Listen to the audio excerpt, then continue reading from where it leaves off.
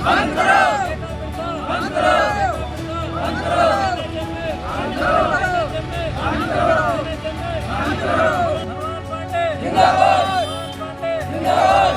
मुरादाबाद में निःशुल्क एम्बुलेंस सेवा 108 में कार्यरत कर्मियों के बेमियादी हड़ताल पर चले जाने से चिकित्सा सेवाएं प्रभावित हुई।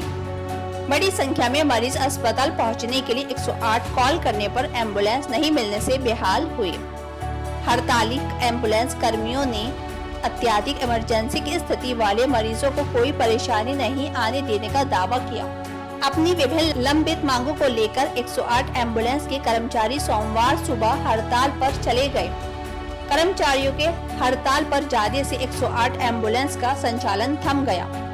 अस्पताल पहुंचने के लिए 108 पर कॉल करने पर तमाम मरीजों को एम्बुलेंस नहीं मिली। उन्हें अस्पताल पहुंचने के लिए दूसरे साधनों का इंतजाम करना पड़ा। एम्बुलेंस कर्मियों ने इमरजेंसी वाले मरीजों का पूरा ध्यान रखे जाने का दावा किया।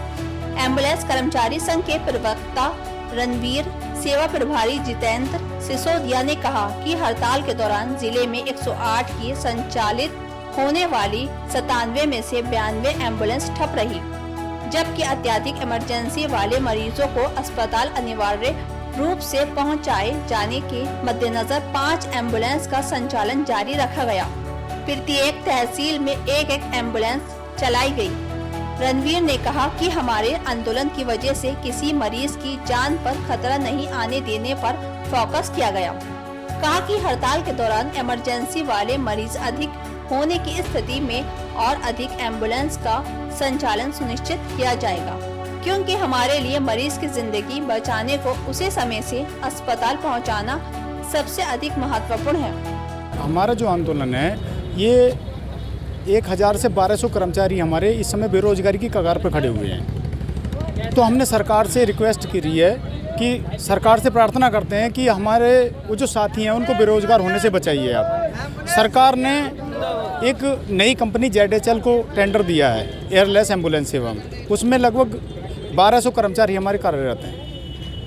तो जब पिछली कंपनी के पास वो काम नहीं रहेगा तो वो क्यों रखेगी उन कर्मचारियों को, और नई कंपनी उनको लेने से मना करती है और कहती है तो 4000 वेतन कम देंगे तब लेंगे। तो सरकार ये नहीं देखती थी, जब टेंडर उन्होंने दिया है तो सरकार को ये भी देखना था कि भाई हमारे कर्मचारी हैं ये उनको उसमें समायोजित किए। लेकिन हमारी जो मांग है, मूल मांग ये है कि हमारा स्थायित्व चाहिए, हमें हमारी नौकरी पक्की रहे, चाहे सरकार कंपनी कितनी भी बदलती चली जाए, 4 बदले 6 बदले, हमें कोई एतराज़ नहीं है। और समान कार्य समान वेतन योजना इन्हीं लोगों ने, सरकार ने ही नारा लगाया था, हम उसकी मांग करते हैं। कंपनी श्रम आयुक्त के सामने वेतन वृद्धि दिखा देती है लिखित रूप में, वो वेतन हमें मिल नहीं पाता है। कंपनी कहती है मैं घाटे में चल रही हूँ, तो घाटे और लाभ का जिम्मेवारी कंपनी की, हमारी तो नहीं है। हम तो कर्मचारी हैं। हम कोरोना जैसी महामारी में भी हमने बढ़ चढ़ के हिस्सा लिया, सरकार के कंधे से कंधा मिलाकर चले, हम जनता की सेवा करी। जब एक भाई दूसरे भाई को देखने को मजबूर हो जाता था, उस समय भी हम उसको हॉस्पिटल ले जाते थे, उसका इलाज कराते थे। कोरोना जैसी महामारी में हमारे भाई 9 शहीद हुए, उनको 50 लाख रुपए तक का बीमा राशि देने को कहा था, उनको एक पैसा नहीं मिला। उनके परिवारजन घर से बेघर हुए बैठे हैं।